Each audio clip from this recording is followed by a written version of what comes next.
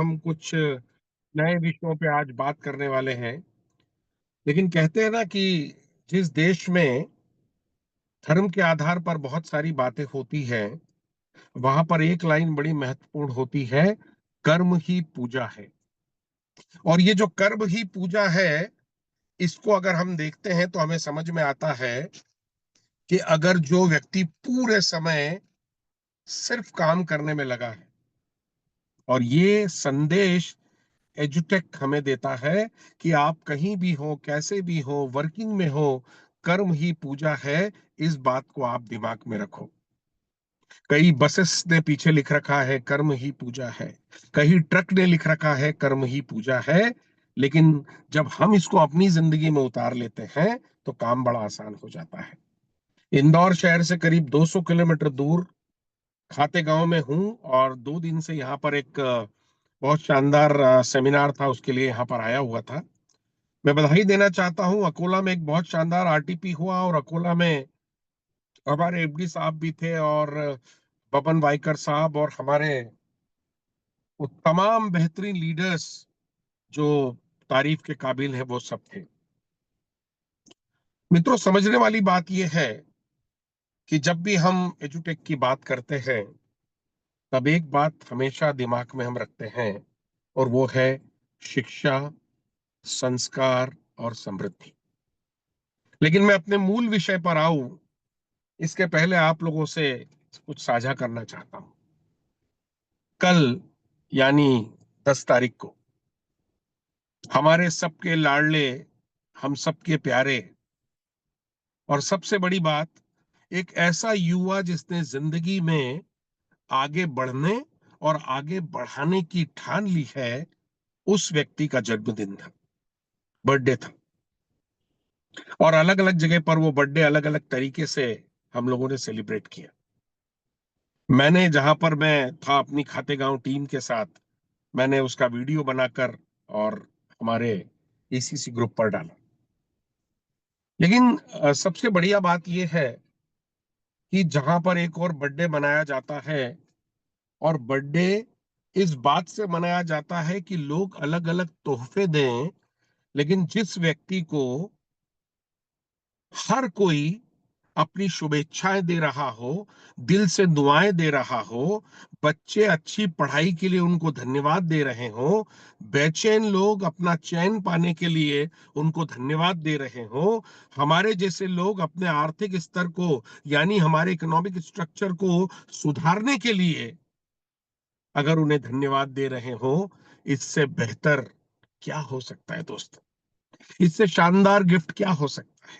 और एक 32 साल का युवा अगर ये सब लेता है, तो मैं चाहता हूं सभी अपना कैमरा खोलकर एक बार उनके लिए जोरदार तालियां बजा दें, उनको जन्मदिन की शुभकामनाएं दे दें, और इस विश्वास के साथ कि एक युवा अगर इतनी ताकत से निकला है, तो अगर हम सबका साथ उनको मिल जाएगा, तो इससे बढ़िया कुछ नहीं होगा। सभी लोग अपना कैमरा जो ऑन कर सकते हैं, ऑन करके नीलेश खेड़ेकर साहब को उनके जन्मदिन की एक शानदार शुभकामनाएं दे दें। Thank you very much. Gurpreet sir देखिए हमारे साथ आ चुके हैं यहाँ पे। एक ताकत और आपको जुटेक की बताने वाला हूं, कैमरा ऑन रखिए। एक विशेष व्यक्ति के लिए तालियां और बजाना है अभी हमें। नाम है विनायक शिरोले। और मित्रों, कहते हैं ना, एंग्री यंग मैन हमने फिल्मों में ही देखा था, जिद करो और दुनिया बदलो का फंडा हमने कहीं एडवर्टाइज में ही सुना था। लेकिन एक ऐसा व्यक्ति जो ऊपर उतरी पोजीशन पे नहीं था, वो फाउंडर नहीं था, वो एकदम टॉप पर नहीं था, लेकिन एजुटेक की ताकत, उनके काम करने की शैली, उनका डेडिकेशन, उनका पागलपन, उनका जुनून, ये प्रूव कर दिया कि जो नीचे होते हैं वो भी ऊपर पहुंच सकते हैं। और एजुटेक के पहले नेशनल डायरेक्टर बनने का जो एक तमगा है, वो विनायक शिरोले साहब को मिल गया है। आज का दिन विशेष है। मैं जोरदार तालियों से चाहता हूं कि विनायक शिरोले साहब के लिए हम सब आउटस्टैंडिंग। मैं कहता हूं कि अब वो लोग जो किसी के नीचे काम कर रहे हैं, डाउन में काम कर रहे हैं, ये सबसे बड़ा एग्जाम्पल है कि एक आदमी अगर चाहे तो वो टॉप पर पहुंच सकता है अपनी मेहनत से, अपनी ताकत से और एजुटेक के सहारे से, सीएमडी साहब की विशेष के साथ, उनके टीम मेंबर्स के साथ। विनायक शिरोले साहब ने अपनी टीम को भी योद्धा नाम दिया है। और मैंने कहा ना कि वो हर काम को बड़े अलग तरीके से करना पसंद करते हैं। तो मैं मेरी ओर से, टीम विविन की ओर से, हमारे ईसीसी मेंबर्स की ओर से, हमारे ईएलसी मेंबर्स की ओर से, उस व्यक्ति जिसने आज एजुटेक को ज्वाइन किया है, उस व्यक्ति जिसने अपना सपना पूरा किया है, उस व्यक्ति की तरफ से जिसने गीता को लेकर अपनी जिंदगी में सुकून हासिल किया है, विनायक साहब, सबकी तरफ से आपको इस शानदार उपलब्धि की शुभकामनाएं। और एक ही बात कहूंगा, तुसी ग्रेट हो पाजी। बस यूं ही आगे बढ़ते रहो और हम लोगों की जिंदगी में कुछ नया करते रहो। बहुत बहुत धन्यवाद। सो ये रहा। और मीटिंग्स मैंने बताया अलग अलग जगह पर हुई। मित्रों, आज का जो सब्जेक्ट हमने चुना है वो है पावर ऑफ एडवाइजर। और मेरी कंपनी ब्रेन ऑन हायर इसके माध्यम से एक एजुटेकर होने के नाते, एक ईसीसी मेंबर होने के नाते आप तक इस ताकत को पहुंचाते हुए मुझे बहुत खुशी हो रही है कि एक एडवाइजर जो होता है, जो अच्छी सलाह देता है लोगों को, हम में भी कहीं ना कहीं वो है। और जब हम फील्ड में जाते हैं तो हम भी।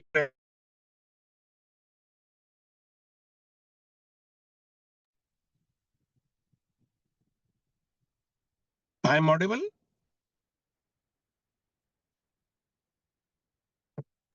Yes sir, clear. Okay, thank you. Slide please, को होस्ट को कहूंगा कि स्लाइड लेकर आए हमारी। सो मैं आपको कहना चाह रहा था कि द पावर ऑफ एडवाइजर हमारा आज का सब्जेक्ट है। और एक एडवाइजर क्या होता है, ये समझना बहुत जरूरी है। कोई सलाह देना किसी को, और इस बात की सलाह देना कि मेरे माध्यम से जो मैं बता रहा हूं, ये एडवाइस दे रहा हूं कि अगर आप ये करोगे तो आप अपनी जिंदगी में उन लोगों को जिनको कुछ देना चाहते हो और खुद को कुछ देना चाहते हो, इन दोनों की भरपाई कर सकते हैं। और एडवाइजर डेफिनेटली हम सब हैं। लेकिन एडवाइजर की जब बात आती है तो सबसे बड़ी बात ये आती है कि एडवाइस कैसे ली जाए, किससे ली जाए, कहाँ ली जाए, किसको दी जाए, कब दी जाए, कैसे दी जाए, कितनी दी जाए। इस सारी उहापोह में हम अक्सर उलझे रहते हैं। और ये पावर ऑफ एडवाइजर की जो ताकत होती है, इसको एक ग्लिम्स पे मैंने लिया है और आपके साथ एक एडवाइजर के रूप में ये प्रयास कर रहा हूं कि आज ये बात आपके साथ रखूं। अगर मैं उसका फुल फॉर्म आपके बीच लेकर आता हूं तो ए फॉर असर्टिव, कॉन्फिडेंट। अभी हम विनायक शिरोले साहब की बात कर रहे थे। जब भी हम किसी के सामने अपनी बात रखते हैं तो हम उस कॉन्फिडेंस से अपनी बात रखें, क्योंकि वो व्यक्ति जो सामने बैठा है वो आपके साथ साथ आपके कॉन्फिडेंस से भी मुलाकात कर रहा है। वो देख रहा है आप कितनी शिद्दत से अपनी बात लोगों तक पहुंचा रहे हो।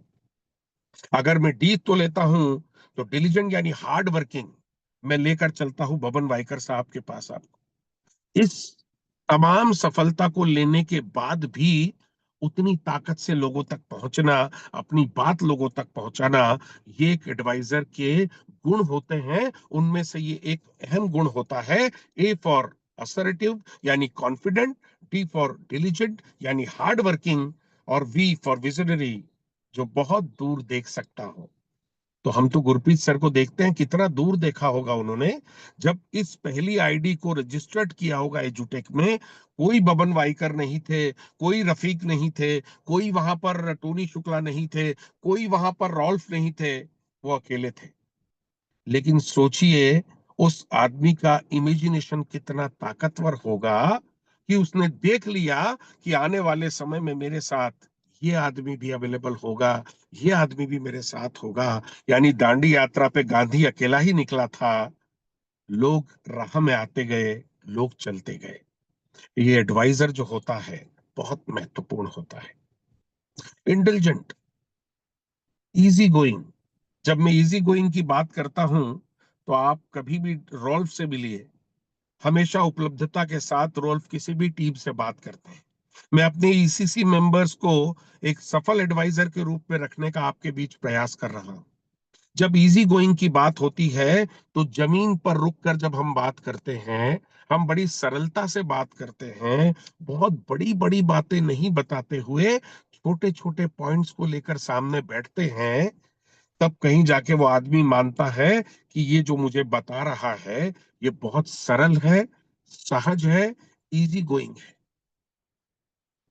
एस फॉर सेंसिबल, वो प्रैक्टिकल हो सकता है।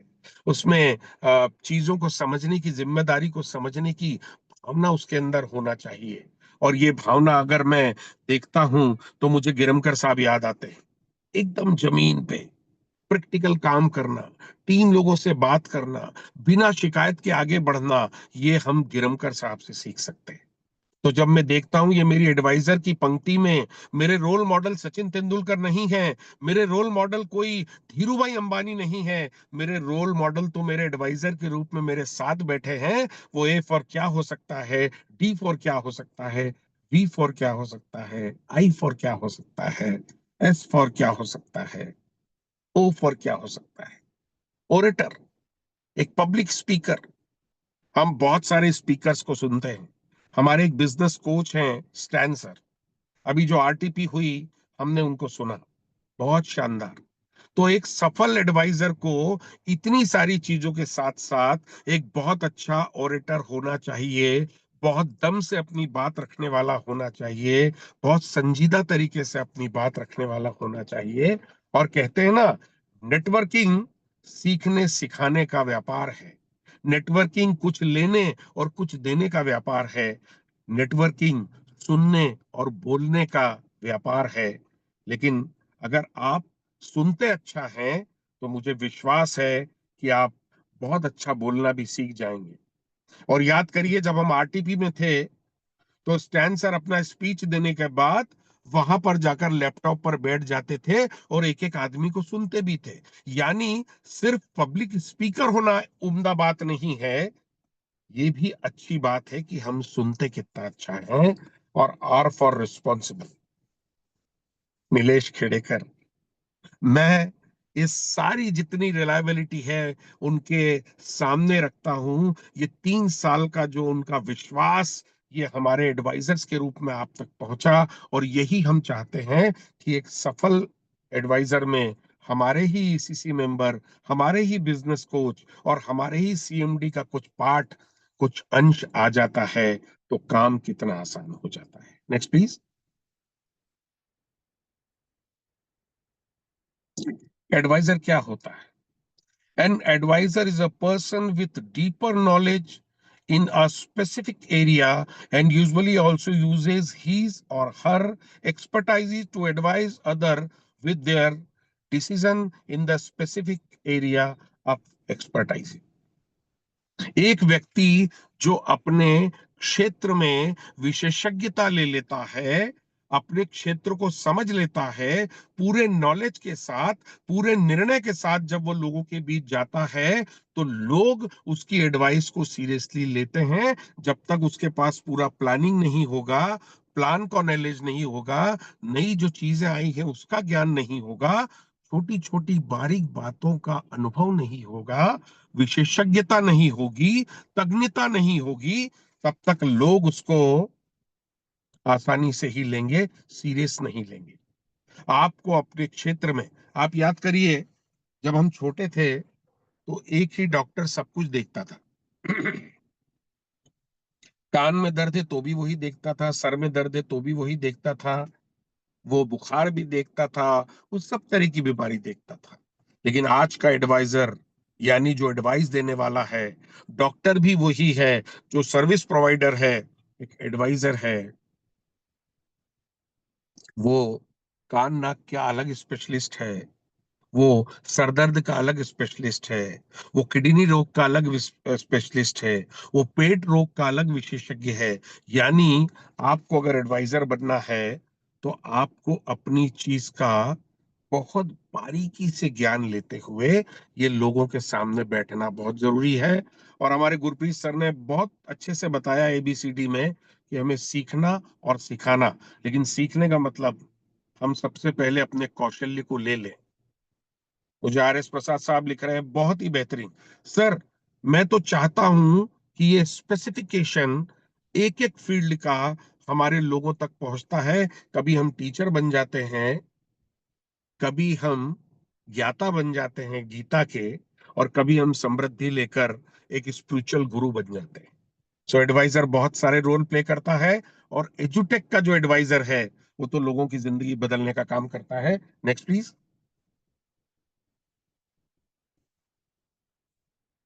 क्या आपको एक अच्छा एडवाइजर बनाता है? An advisor with a diplomatic sense make people wants to listen to you. Diplomatic. मैं अक्सर कहता हूं, लोग जब बात करते हैं, आपने स्टैन सर को सुना होगा, बड़ा सॉफ्टली, प्यार से, धीरे धीरे चीजों को समझा रहे थे। कहीं पर कोई बात लग भी रही थी तो उसको प्यार से लेकर, उस करेले को या उस कड़वी चीज को लेकर अपने टैलेंट के चाशनी में डुबोकर आपको दे रहे थे। कई बार ऐसा होता है ना, हम इतनी ब्लंट बात कर जाते हैं कि हमारी एडवाइस फिर कोई लेना नहीं चाहता। अगर हम तरीके से, प्यार से, लोगों से सेंस के साथ बात करें, तर्क के साथ बात करें, तो हमारी एजुटेक में तो खुद इतनी ताकत है कि बहुत आसानी से लोग उसको सुनने और समझने लगेंगे। कई लोगों को देखना बड़ा हाश बात करते हैं। कई लोग जब आप प्लान देने जाते हो और प्लान पे बात करते हो, किसी ने आपसे कोई बात कही, आप उसको काट देते हो, उसे ये पसंद नहीं आता। बड़ा डिप्लोमेटिकली कहना है, सर आप एकदम सही कह रहे हैं, लेकिन मैं ऐसा सोचता हूं कि अगर ऐसा करेंगे तो सही रहेगा। आपने अपनी बात भी रख दी डिप्लोमेटिक तरीके से, और उसे बुरा भी नहीं लगा उसकी बात कटने का। सो एक एडवाइजर को हमेशा बात रखना चाहिए, बड़ा सिस्टमेटिक, तोल मोल के उसे बोलना चाहिए। अगर उसे गुस्सा आ रहा है तो गुस्से के लिए यही कहा जाता है कि आपको अपनी जिंदगी में 3 फैक्ट्री पर काम करना चाहिए। अपने सर पर बर्फ की फैक्ट्री, और कहते हैं ना, अपनी जुबान पर चाशनी, शक्कर की फैक्ट्री। ये लेकर जब आप चलते हैं तो लोग आपकी बातों को सुनते हैं। एडवाइस चाहता कौन है आपसे, सबसे पहले ये देखना पड़ेगा। एडवाइस कौन लोग चाहते हैं? कई बार तो एडवाइस लेने वाले को भी मालूम नहीं होता, नेक्स्ट प्लीज, कि उसे एडवाइस चाहिए।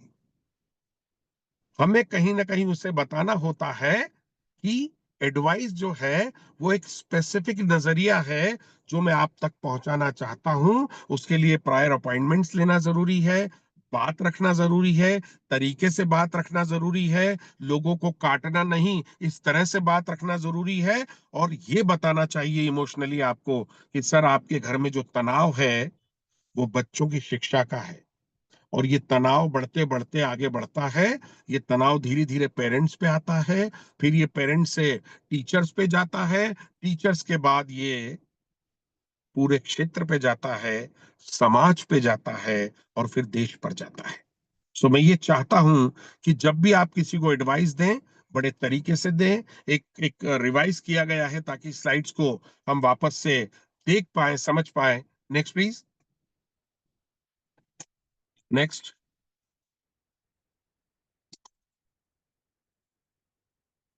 Next please.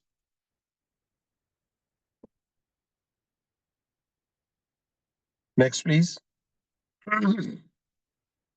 Yes. Quality of an advisor. एक एडवाइजर की क्वालिटीज क्या क्या हो सकती है? Target oriented.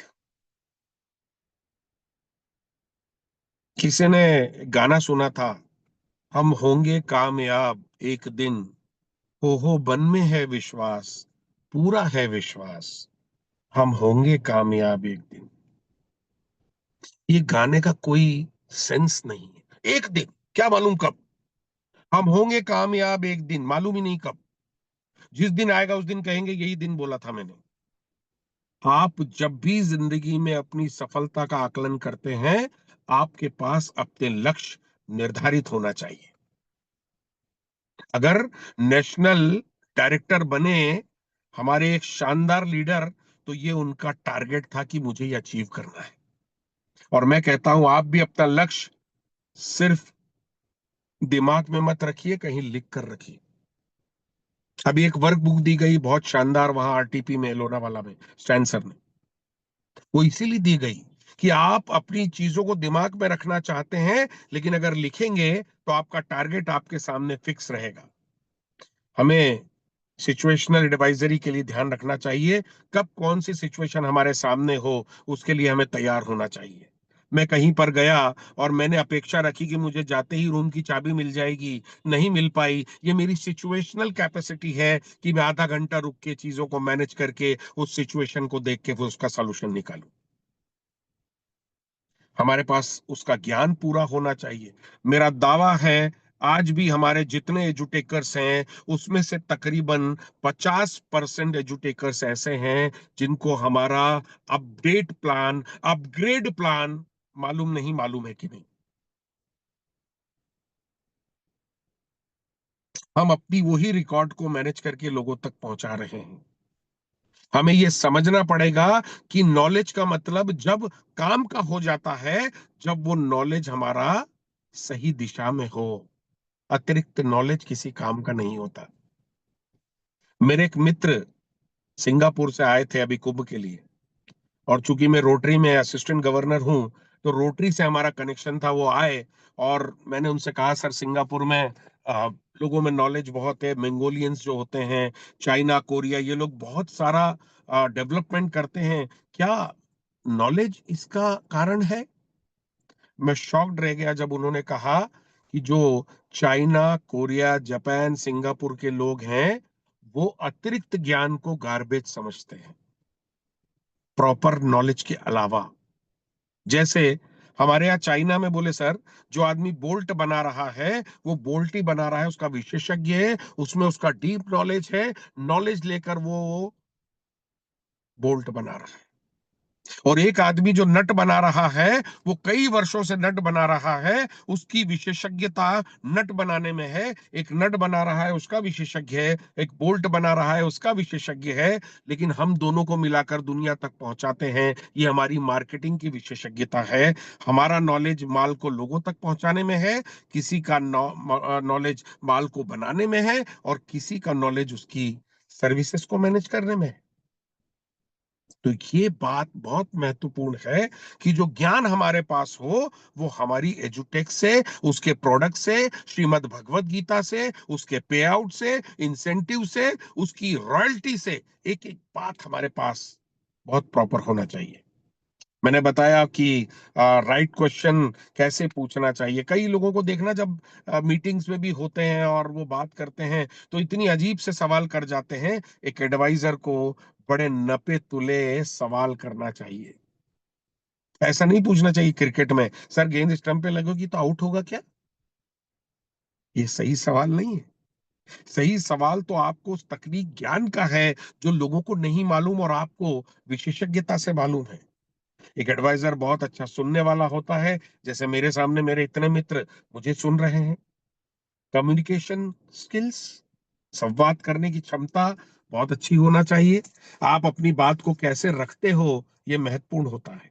वो प्रेजेंटेबिलिटी, वो किसी भी चीज को रखने का तरीका। मैंने बताया ना, 1 रुपए की मूली, 1 रुपए की गाजर, 1 रुपए का टमाटर, 1 रुपए का प्याज, कोई इसको सलाद मानने को तैयार नहीं है। लेकिन इसी को अगर प्यार से व्यवस्थित सजा के हम रख देते हैं, तो लोग इसे 100 रुपए का वैल्यू फॉर मनी का सलाद मानते हैं।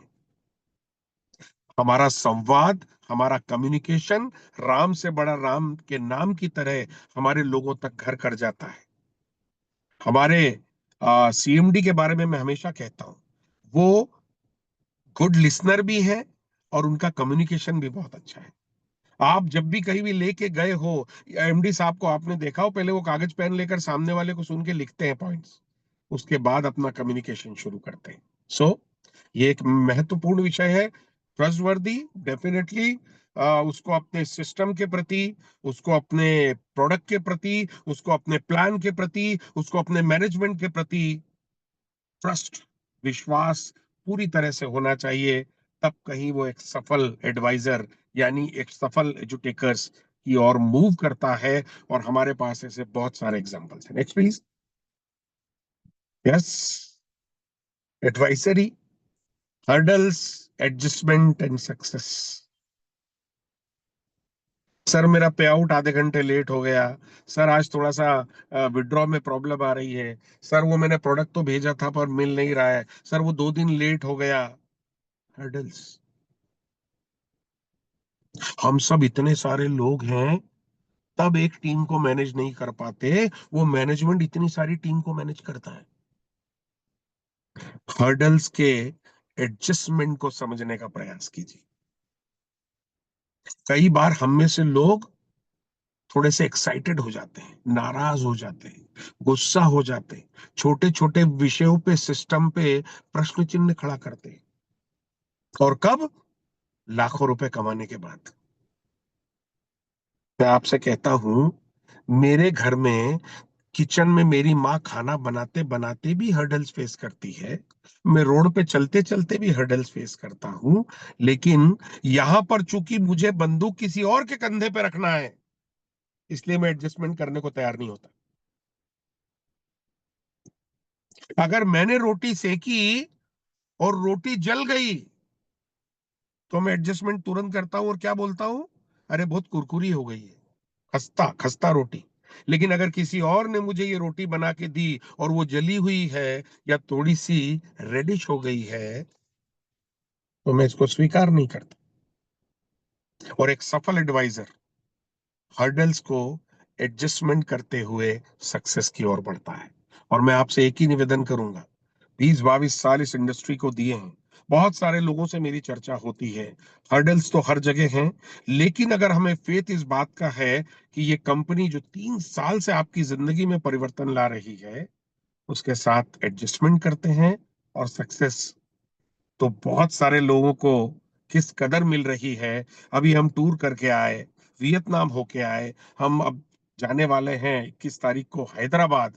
उसके बाद थाईलैंड टूर आपका स्वागत कर रहा है। अगर हर्डल पे अटके रहोगे, तो ये जो तीसरा सक्सेस है, इस तक नहीं पहुंच पाओगे। Next please. Next please.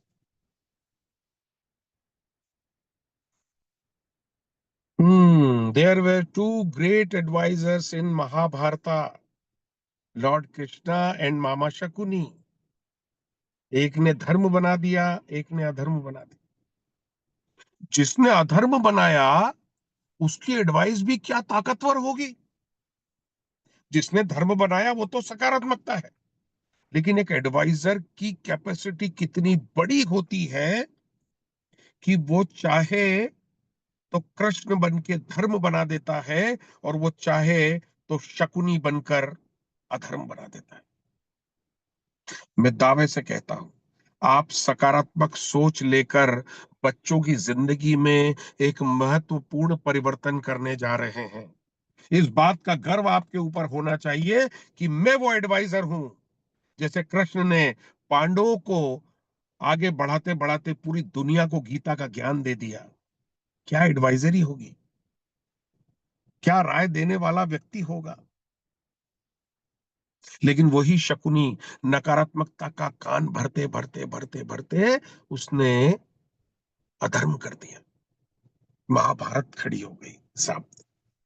और ये महाभारत पांडव और कौरवों की नहीं थी, ये महाभारत दो एडवाइजर की थी, कृष्ण और शकुनी।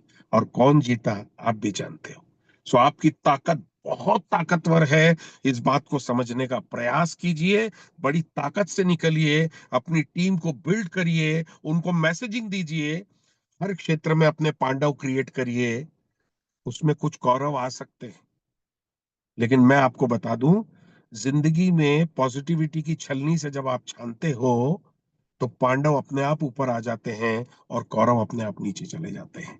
सो एडवाइजरी की ताकत ये है, आप पूरा नॉलेज लेकर लोगों तक पहुंचिए, अच्छी नीयत से लोगों तक पहुंचिए, आपके पास वो सब होगा। For a normal person, life is a question mark. और एक सफल एडवाइजर के लिए इसी को उल्टा कर दूं, तो ये हुक बन जाता है। इस पे मैं अपनी सारी परेशानियों को टांग सकता हूँ।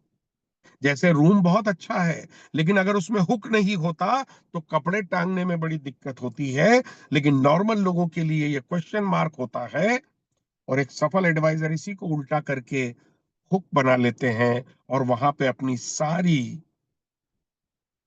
परेशानियां, सारी सफलताएं, सारे चैलेंजेस, सारा अच्छा बुरा टांग के अपने आप को फ्री कर लेते हैं।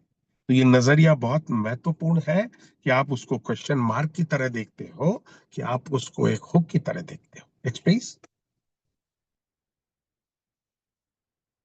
ये देखिए, मैंने एक अच्छे एडवाइजर के रूप में उसको हुक बना लिया और मैं देखते ही देखते अपनी सारी प्रॉब्लम को उसके टांग कर मैं कंफर्टेबल हो गया, फ्री हो गया। थैंक यू सुनील पाटिल साहब, थैंक यू वेरी मच। आगे बढ़ते हैं।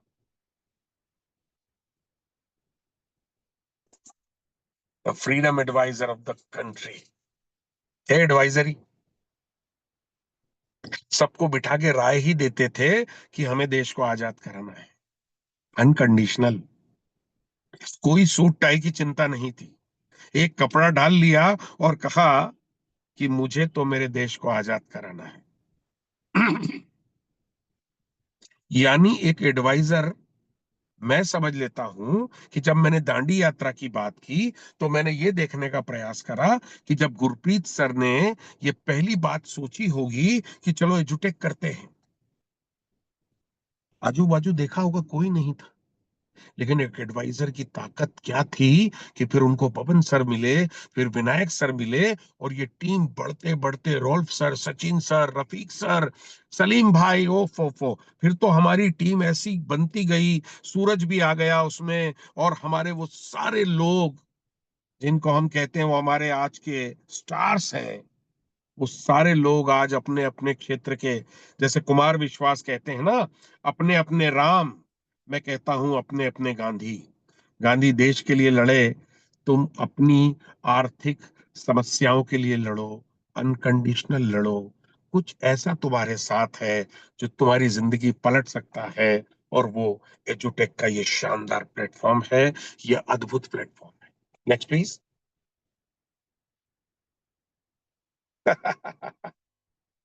Power of the team, team लगान।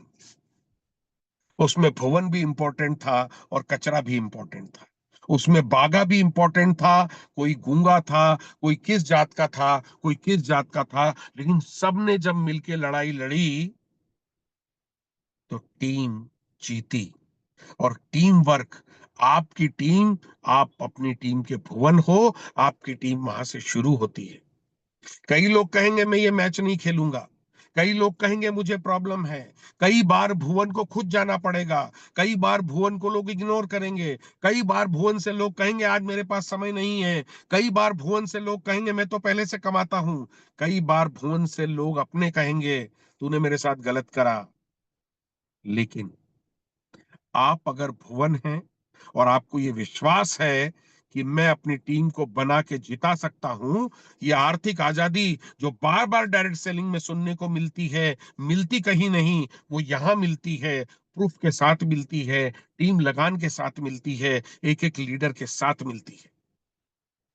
मौली सर, वो अपने क्षेत्र के भुवन है। मित्रों, मुझे बताते हुए खुशी है, एक छोटे से क्षेत्र में काम करने वाले मौली सर आज हमारे भुवन है पूरे जुटेक के।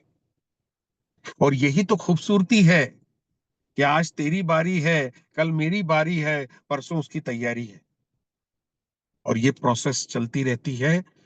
हाथ में हाथ डाल के जब हम बात करते हैं, आपने देखा होगा ईसीसी मेंबर्स जब मंच पे खड़े होते हैं, क्या कोऑर्डिनेशन है, क्या टीम, एक अनुभव भी वहां पर है, युवा वर्ग भी हमारे साथ है, कोई किस प्रांत से है, कोई किस प्रांत से है, लेकिन जब मिलते हैं तो सब कहते हैं बार बार हाँ, बोलो यार हाँ, उनकी जीत हो यार। तो हमें समझना पड़ेगा टीम हमारी बहुत ताकतवर है। रोल मॉडल, एक एडवाइजर के रूप में हम जब भी बात करते हैं, मैंने अक्सर कहा है लोग बहुत बड़े बड़े रोल मॉडल्स की बात करते हैं, हम लोगों के रोल मॉडल बने सिर्फ बोल के नहीं, करके। हम लोगों के रोल मॉडल बने। देखो जब विनायक शिरोले साहब बेस्ट पोजीशनिंग पे आए तो कई लोगों ने कहा गुरुवर। गुरु शब्द समझते हो क्या नॉर्मल है गुरु शब्द? किसी को कहना आप मेरे गुरु हो। ये अद्भुत बात है।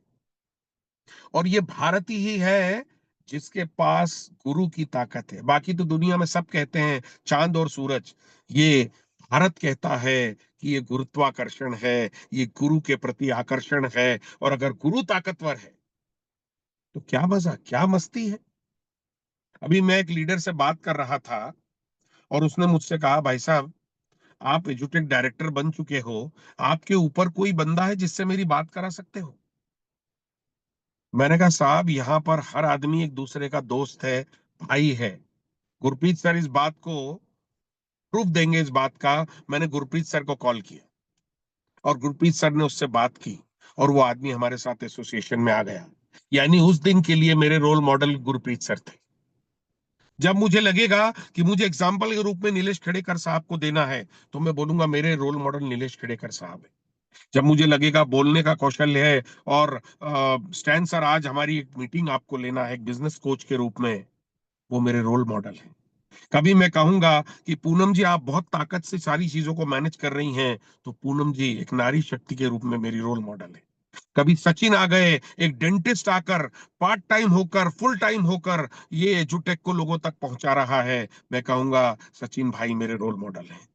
एक अलग विचारधारा को दुनिया तक पहुंचाने वाला व्यक्ति, एक रफीक भाई, जब सबसे ज्यादा भगवत गीता लोगों तक पहुंचा देता है, तब मैं कहता हूं रफीक भाई आप मेरे रोल मॉडल हो। एक सलीम भाई मुझे वियतनाम में मिलते हैं और कहते हैं, मैं पीछे हूं, ये घर से खाना लाया हूं, टोनी भाई आओ मिल के खाते हैं।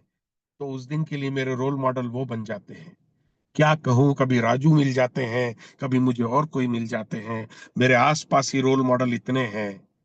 कितनी ताकतवर बात है। और आर्ट ऑफ लिविंग तो सब जानते हैं, एजुटेक आर्ट ऑफ गिविंग जानता है, देना जानता है। इस समय जिस क्षेत्र में खड़ा हूं, इस क्षेत्र में शिक्षा की बहुत जरूरत है। ये मेरी देने की नियति तो है। अपना शहर छोड़कर एक व्यक्ति कहीं और बैठा हुआ है, ये देने की नियति तो है। बच्चों के तनाव को कम करने के लिए मैं एजुटेक की किताबें, डिजिटल कंसेप्ट को लोगों तक ताकत से पहुंचाता हूं, ये देने की कला ही तो है। और देने की कला हमारे एमडी से ज्यादा क्या। तुमने चुटकी बजा के पेयर बनाई और चुटकी बजाकर पेमेंट तुम्हारे पास आ गया।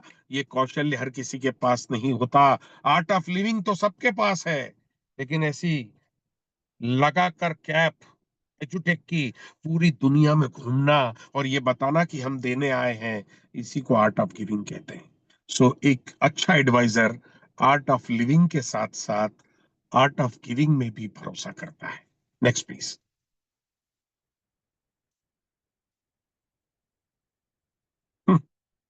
टोनी का tone. A problem is nothing but an opportunity to fight and conquer. मौका दे रहा है भगवान जब तुम्हें प्रॉब्लम तुम्हारे सामने आती है। तुम्हें एक अवसर दे रहा है लड़ने का और जीतने का। ये होती ही नहीं प्रॉब्लम तो तुम किससे लड़ते, किससे जीतते। ये मौका तुम्हें दिया कि नए नए क्षेत्र में जाकर डेवलपमेंट करेंगे, नए लोगों से मिलेंगे। ये अपॉर्चुनिटी मुझे बताती है, ये अवसर मैं अगर लेता रहूंगा तो लोगों की जिंदगी में कैसे लड़कर जीतना है, ये बताता रहूंगा। और ये टोनी का टोन आपसे कहता है, अपॉर्चुनिटी जब भी मिल रही है, प्रॉब्लम जब भी सामने आ रही है, तो ये समझो कि आज भगवान मेरी परीक्षा ले रहा है। और मैंने किसी से कहा, ये भगवान मेरी इतनी परीक्षा क्यों लेता है? तो उसने कहा, जिसका दाखिला भगवान के स्कूल में होता है उसी की परीक्षा होती है। जो बाउंड्री के बाहर बैठकर जुआ खेल रहे हैं, उनकी परीक्षा भगवान नहीं लेता। भगवान उन्हीं की परीक्षा लेता है जिनमें लड़ने की ताकत होती है, प्रॉब्लम को अपॉर्चुनिटी मानकर उससे जीतने की ताकत होती है। और इसीलिए मैं कहता हूं कि प्रॉब्लम तो आएंगी। जब हम कृष्ण का वो सुनते हैं कि व्यावसायिक जिंदगी में प्रॉब्लम तो आएंगी, पर वही जिंदा रहेगा, वही आगे बढ़ेगा जिसकी जड़ें मजबूत होंगी मित्रों। और मैं इन सारी स्लाइड्स के साथ एक स्लाइड आखिरी की कहना चाहता हूं, वो है थैंक यू। कृष्ण कहते हैं कृतज्ञता रखना है।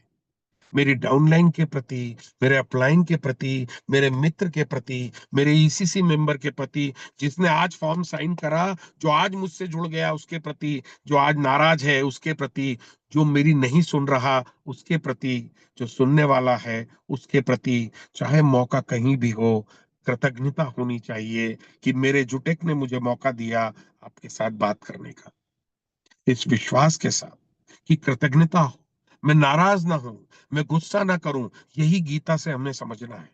कहते हैं रियल एस्टेट वाले कमीशन के लिए काम नहीं करते, रियल एस्टेट वाले काम करते हैं मुझे सही प्लॉट कहाँ खरीदना है। वैसे ही मैं आपको कहता हूं, एजुटेक सिर्फ आपको पैसा कमाने के लिए नहीं है। एजुटेक आपको भगवत गीता का भव्य ज्ञान देने के लिए है, कृतज्ञता दिखाने के लिए है, अपने अच्छों के साथ, अपने बुरों के साथ, अपने अपलाइन के साथ, अपने डाउनलाइन के साथ, जिस भी कंडीशन में हो आप अपना 100% दीजिए। मैं यहाँ खड़ा हूँ, 100% दे रहा हूँ। लेकिन एक बात बहुत अच्छी स्टैन सर ने कही कि एक समय था लोग सूट टाई में ही बातें करते थे। आज का नेटवर्किंग बदल गया है। वो कृतज्ञता वहां भी देता है जहां मेरे जैसे लोग किसी भी कैजुअल गेटअप में आपके बीच आते हैं, कहीं भी बैठकर बात करते हैं। मुद्दा इस बात का नहीं कि मैं कहाँ बैठकर बात कर रहा हूँ, मुद्दा इस बात का है कि मैं क्या बात कर रहा हूँ। मुद्दा नहीं कि मैं व्यक्तिगत रूप से किस कौशल्य से आप तक पहुंच रहा हूँ। मुद्दा ये है कि मेरी बातें आपके कानों से होते हुए आपके दिल तक कैसे पहुंच रही हैं। मोटिवेशन की जरूरत सिर्फ आपको नहीं है, मोटिवेशन की जरूरत कंपनी को भी है, नीलेश खेड़ेकर साहब को भी है, ये ईसीसी मेंबर्स को भी कभी कभी परेशानी होती होगी। इनको भी मोटिवेट कर दिया करो कभी कभी। जैसे हमारे योद्धा टीम एक दूसरे को कॉम्प्लीमेंट करती है, हमारी जो विजन एकेडमी एक दूसरे को कॉम्प्लीमेंट करती है, हमारे अलग अलग ग्रुप एक दूसरे को कॉम्प्लीमेंट करते हैं। इस कृतज्ञता के साथ आपको छोड़ के जा रहा हूं कि कल जो जन्मदिन था, हम उनका 100वां जन्मदिन भी इसी शिद्दत से, उनका 150वां जन्मदिन ऐसी ही शिद्दत से मनाएं। हम विनायक शिरोले साहब जैसे और नेशनल लीडर्स, नेशनल डायरेक्टर्स हमारे बीच रखें। हम बबन सर की सादगी लेकर आए, हम गुरप्रीत सर की सौम्यता लेकर आए। हम जो नए लोग हमारे साथ, अभी जो नए जुटे डायरेक्टर बने हैं, वो सब लोगों को शुभकामनाएं देता हूं। जो लोग स्टार से निकलकर आगे बढ़ रहे हैं, क्योंकि स्टार को अगर हमने नहीं समझा तो हम एडवाइजर नहीं हमें मिल पाएंगे, हमें सीनियर एडवाइजर नहीं मिल पाएंगे, हमें ऊपर के वो लीडर्स नहीं मिल पाएंगे। तो जो जड़ों में काम करेगा वो आगे बढ़ेगा, जो जड़ों में अपनी ताकत डालेगा, धूप डालेगा, जो जड़ों में खाद डालेगा, जो सम्मान देगा, जो सम्मान प्राप्त करेगा, इस ताने माने को एजुटेक कहते हैं। और इस विश्वास के साथ आपको छोड़ के जा रहा हूं आज कि शुभकामनाएं खुद को दीजिए, गर्व खुद पे करिए कि आप एजुटेकर से, और विश्वास इस बात का रखिए कि अब जो प्लानिंग हमारे सामने है उसे लोगों तक पहुंचाइए। हमारा थाईलैंड का टूर आने वाला है। हर कोई चाहता है कि वो थाईलैंड जाए और वहां की नैसर्गिक खूबसूरती को देखे। हम अभी हैदराबाद जाने वाले हैं। तो क्या चाहिए जीवन में सफल होने के लिए? घूमना, मित्र, समाज, देश, लोग, और सबसे बड़ी बात art of giving, art of living, ये सब मिलता है जुटेक में। आपको बहुत सारी शुभकामनाएं। आपने समय निकाला, आज समय निकालकर मुझे सुना, और इन 136 लोगों को इसी विश्वास के साथ शुभकामनाएं देता हूं कि एक एक व्यक्ति को सुनिए, समझिए, उतारिए, पॉइंट्स बनाइए, और एक सफल एडवाइजर बन के एजुटेक की और अपनी जिंदगी को आगे बढ़ाइए। शुभकामनाएं। बहुत बहुत धन्यवाद। शुभ रात्रि। Thank you very much.